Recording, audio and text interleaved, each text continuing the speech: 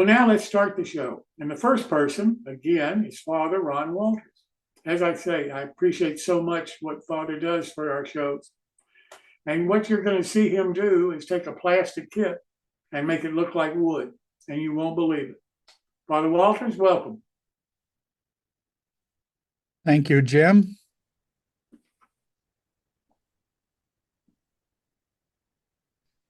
Jim asked me a few weeks ago to put together something about how to make plastic kits look like wood. And I think he got his inspiration from this particular model kit. It's one of several in a package from Walthers called Vintage Trackside Structures. This is all plastic, and I've tried to make it look like the wood that it's supposed to look like. Get going here. I first learned about how to do this from Jason Jensen, actually, and you see the first reference there. This presentation will be uploaded to the NewTrack site as a PDF, and you'll be able to click on that to see that. But he did a presentation several years ago with a Walthers kit on how to make it look like wood. It's a rather extensive video. You can see that it's 42 minutes long, and it very thoroughly shows how he turned this plastic kit into something that looks like it belongs and that it's made out of wood. The other one is actually a video on making plastic look like wood for gamers. Those who are involved in video games, or not video games, live games with plastic items. They're in the 1/35th scale, I think, is the scale for it. But he also has a very thorough technique on how to make a piece of plastic look like wood. These are the tools that I've used to do this. Obviously, a razor saw, the fine tooth for HO and N, and you can use the medium tooth for O scale, a hobby knife, scalpel, whichever you choose to use. I've included both here in the photograph. A ruler, pencil, a Ponce wheel that make it, if you want to make the wood look like it has holes in it, a wire brush, or a file card, which is a type of tool used to clean files, steel files, sandpaper, or you can also use steel wool, although sandpaper is probably a little more effective than steel wool. A stiff toothbrush can also be used, a very stiff one. You'll see me use a toothbrush, but not to put any kind of effect in the wood. You'll need some warm dish water. I'll explain that later. And of course, to color the piece of plastic, you're going to need some acrylic paints, paint brushes, real or a synthetic sponge. First question you have to ask yourself is, how old do you want to make the building look? Obviously, the amount of distressing you do to it will make it look older. The least amount, of course, will make it look newer.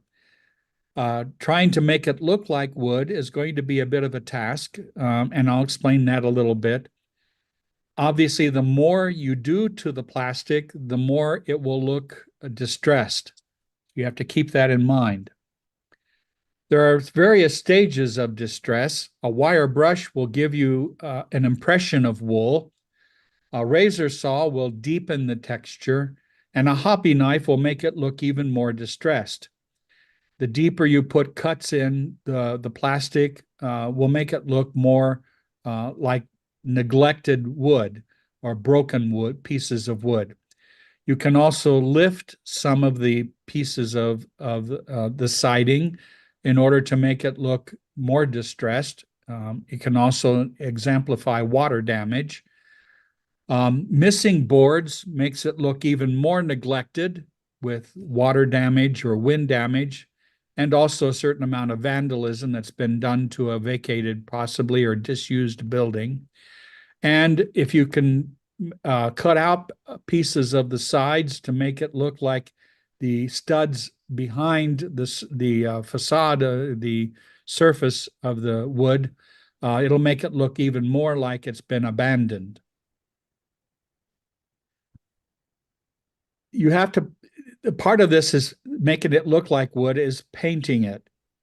And of course, most of us are used to, at least at the beginning of our modeling, we use the solid color to make it look like the whole thing is covered with paint. That's a fresh coat of paint. It makes it look like it's brand new. Even if you do some weathering, it still will look more new than if you distress the plastic before you paint it. The thinner the amount of paint you put on, the more it looks distressed. Protected wood has more color. Unprotected wood has various levels of distress and neglect. And the less paint you put on it, the more distressed or neglected the wood looks.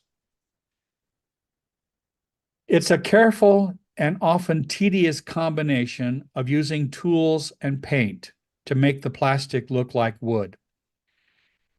Please don't rush the process. The more you rush it, the more you're going to make mistakes. Don't force the tools that you're using. Let the tools do the job. So we're not talking here about trying to deeply gouge the wood. We're just scraping the surface. And be patient. If you're getting frustrated, walk away and come back later. After all, Rome wasn't built in a day. Excuse the pun. I'm going to make some presumptions here about the process. I presume that the plastic wall section that you're using is being worked on or has already been prepped in some way, that you've removed it from the sprue. Of course, some people like to work on the walls on the sprue before they remove it from the sprue. That you've laid out, if you're doing a fresh build or a scratch build, you probably already have laid out at least where the windows and doors are going to go. And I'm going to presume that you've already cut those opening. The work surface that you're going to be working at, you need some space for this. So don't clutter up the work area with other kinds of things. Part of this is you're using some sharp instruments. And so I don't want you to get hurt, and you don't want to damage other things that you might be working on. I'm going to presume that at least for this presentation, that you haven't applied paint to anything yet. This is bare plastic, either from a kit or from some material that you're going to use to build the building. The back of the wall section is flat. If there's something underneath it, like bracing or something like that, your piece is going to wobble as you're working on it. So the plain back of the wood, of the plastic, is going to be best. And that I'm going to presume that if you need magnification, you're wearing it, either additional glasses or an optivisor or something. Control and safety are first. I want you to work smarter, not harder. Double-sided tape can be applied to the back of the piece.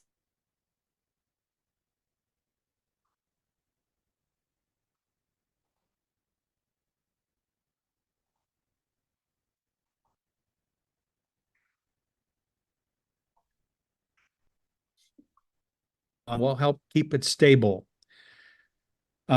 If you're scratch building, you might consider not cutting the pieces of the wall out, but laying them out on the piece of plastic in order to distress it before you cut them off of the piece of plastic that you might be using to build your building. The first step in the process is texturing the pieces of plastic. And we're going to be using several tools for this: a wire brush, some sandpaper, a razor saw. These are most commonly what we use to distress the plastic to make it look like wood. The wire brush and the sandpaper, these take the sheen off the plastic, but they also put some texture into it. It's fine texture, and you might need your Optivisor to see the texture to begin with. But this is a good place to start. If you want the building to look relatively new, but to have some texture, stop here. After putting some texture in with a wire brush or sandpaper, you'll probably need to use a toothbrush to wipe off all of the fine particles that the result from texturing the plastic. But keep in mind, it's nearly impossible to see the texture of wood in HO and N scales because you're looking at it like you're a bird in the sky or an airplane. You're looking at it from a distance. And so most of us we're going to exaggerate the effect of texturing in order to kind of fool our brains that this is really wood and not plastic. The razor saw is the next item, and this is where control comes in. We're not trying to cut the piece. We're scraping the surface to make it look more like wood. While the wire brush and the sandpaper put some texture in, the razor saw is going to put more of the texture in the plastic. But we're not talking about putting a lot of pressure on that razor saw, but you need to put some here. And so this is where control happens. If you have a piece of scrap of the same item, you might try drawing the razor saw across the scrap piece of plastic first, so you get an understanding of how much pressure to put on the razor saw. After that, it depends on how far you want to take the weathering on, or the texture on the plastic. I then use a hobby knife or a scalpel to put more texture into the plastic. And again, here we're talking about control. You don't want to deeply cut into the plastic, because the more pressure or more effort you exert, the more likely you are to make a mistake, to cut yourself or to cut too deeply into the plastic. So begin by light strokes of the hobby knife across the wood. And if that's not enough, a little more, maybe a second stroke. When you watch Jason Jensen's example, you'll see him do that. He uses several strokes of the knife across each of the boards. And this is where it gets tedious, because in those little buildings, there's a lot of boards to put texture in. You might want to, again, to make it look more distressed or more weathered, you might want to lift some of the boards. And that's what the second picture on the right shows you. I'm using the knife and I very gently begin with light cuts along the bottom of the clapboard. Or if you're using, for instance, board and batten, you might want to run it down very lightly along the edge of the batten. And you may have to do several strokes here in order to get the knife gently under that clapboard. Then you can use a single edge razor to lift that plastic. The biggest mistake that happens, and it's not tragic, is that you break the plastic. So you have to be very careful as you lift that plastic. If you break it, don't panic, because that shows a deeper level of distress.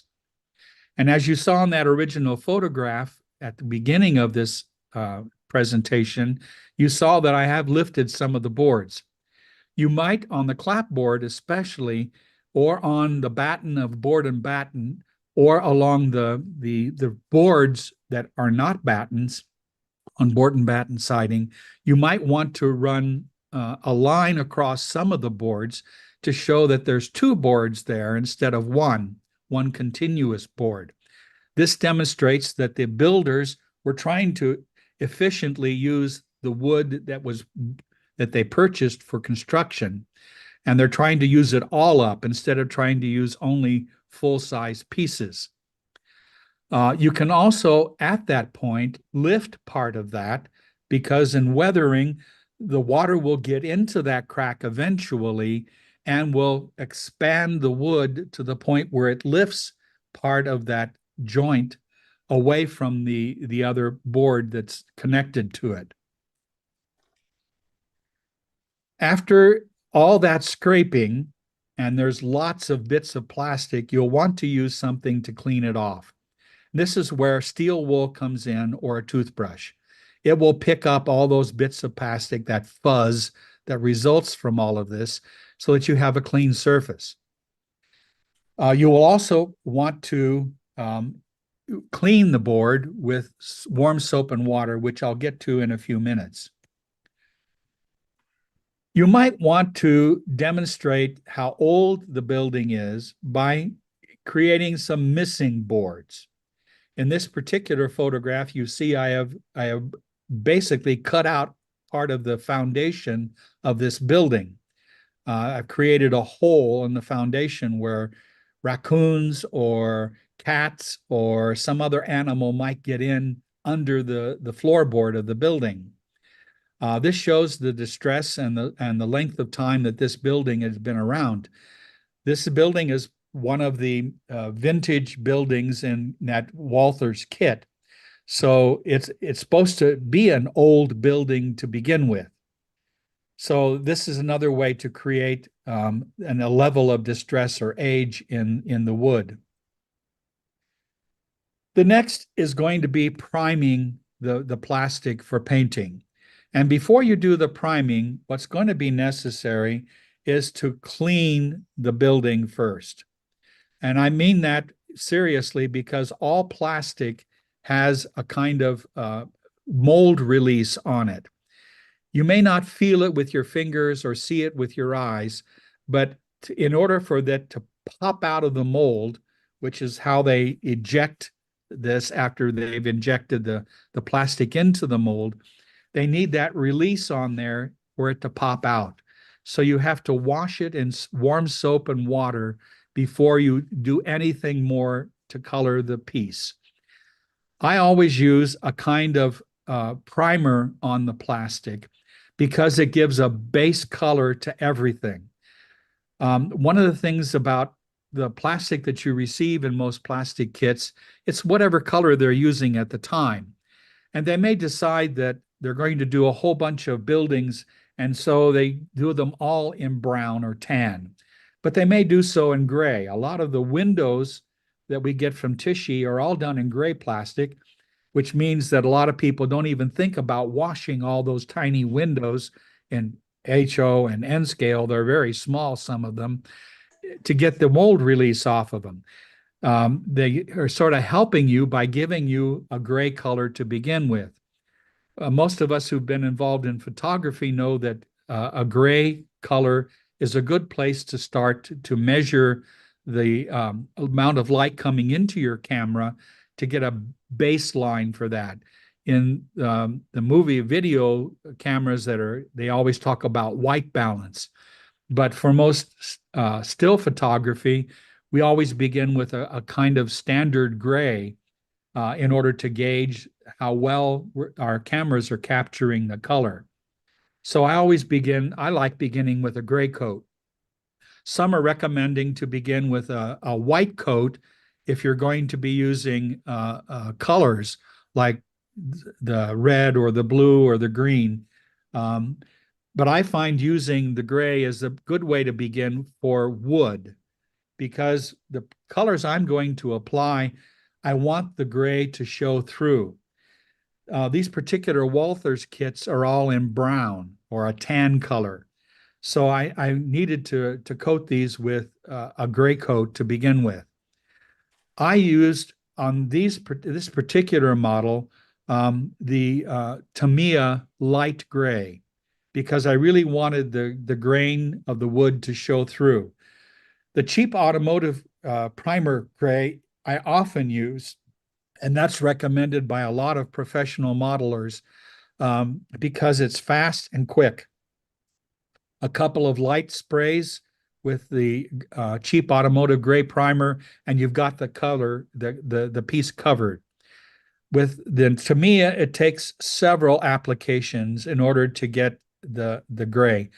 And if you look closely, you can probably see some of the original tan at the top of this particular wall. I've also, since giving this a primer coat, I've taped off the bottom foundation because I'm going to make that a different color. Painting takes practice, but it's not hard. It can be tedious because you've got a lot to do. If there are many things to paint, it's going to take some time. And I work on the walls flat. I know a lot of modelers do. Some build the model and then paint it. It works for them. I'm not a professional here. And so I can tell you that getting this aged look sort of happens for me. I've taken some artist courses, but I can't figure out, maybe I'm trying too hard, but I just can't get the knack of drawing or painting.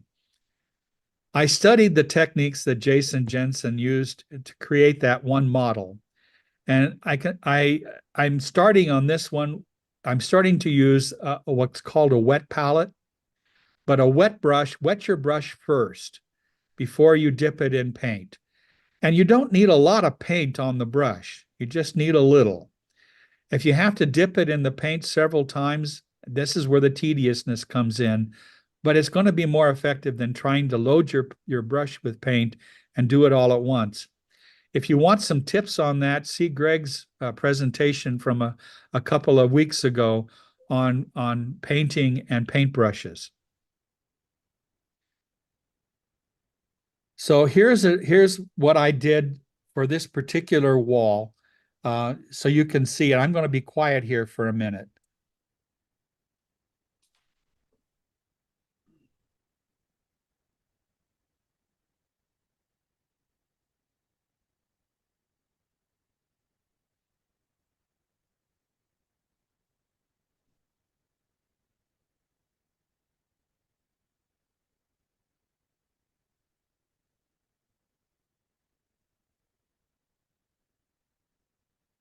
As you can see, I wet the brush in the water before painting, and I dip the tip in many times with just a little on the tip. I'm not trying to use the whole brush here in the sense of wetting the entire brush with paint. It's just a little bit, and I'm dragging it across. The length of the brush helps me with this. If you've seen some car painters paint stripes on cars, you see that they wet the whole brush, but they're not using the whole brush. They only use a part of it to put the line in, the fine line on the car. I'm using a wet palette here. This is the first time I've used a wet palette. Most of the time in the past, what I've done is just use a regular palette and have some water handy to wet down the brush. But you can see here that I'm getting sort of paint and sort of not paint. You can see a gray spot or two on there. And this is the effect I'm going for. I'm trying to get a weathered look to the plastic. This takes a lot of work and a lot of practice. And if you make a mistake, you can wash it off and start over again. It's not the end of the world. Here you can see the initial paint that I've put on the building. There's no weathering done to this yet, except how I put the paint on. And you can already see that this building, even in this base coat, looks like it's old and weathered already. And this is the effect I want to create. Some places where there's lots of paint, some places where there isn't enough. Some places that look like it's been lifted or missing, like it wasn't painted at all. And that's the effect I'm going for here. What I'm going to do after this particular photograph is spray the whole thing with dull coat, which will seal off this particular section. Then I'm going to use some ink and alcohol, the good old India ink and alcohol and other kinds of things to weather it. And I don't want to take off the acrylic paint. Alcohol will remove the acrylic paint. So I put a coat of dull coat on so I don't lose what I've already done. And here's the final picture. And this is not, I haven't fully weathered it yet, but you can already see that this doesn't look like plastic anymore. And that's the effect we're going for. So there's my presentation. Did I keep it under 15 minutes, guys? I think you did a perfect job, and it's a beautiful looking building. So it still needs some weathering, but that's the completed building. Anybody have any questions for Father Ron? Father Ron, this is Bob Geldmacher. When you use the cheap primer, do you find that kind of takes away from the detail a little bit? It can if you spray it too much. Okay. I learned the hard way on that. So I'm holding the piece about 6 to 8 inches away, and I'm giving a spray. I'm not trying to completely cover it with one spray. So it's several, and after a while, you know how many of those to do. If you do too many, you say, I made a mistake there. I covered it too much. Okay, good. Thanks. A lot of paint comes out of those cheap primers. And they're meant to be, because they're meant to be used on cars. They're not meant to be used on model plastic. So you hold it far enough away and you give a shallow coat or almost a dry coat and several of those, and then stop before you do too much. Okay, Knowing good. when to stop is the key. Yeah. Thank you. Hey, Father, I think I ran into a problem as he was just describing, but I think it was when I purchased my primer, I didn't realize that there is sandable primer and then just primer. And I think the sandable, if you get that, it will fill in the details because it's meant to like help fill in scratches in that. So I think awareness when going out and picking that up might be imperative. You're very right. What I was recommended a long time ago was to get the 2X. I think it's made by one of those companies that used to make model paints. The 2X primer type of stuff is not, you can sand it, but it's not advertised to be sandable. And the people who've recommended this are Bar Mills, Jason Jensen, Foscale. A lot of these manufacturers are recommending using the cheap primer, but you have to pay attention to that. And that's when I bought the first can, it was the cheap kind that's sandable, and it covered everything. And I had to start over again. Father, thank you so very much. We learned a lot tonight. We appreciate it. Thank you.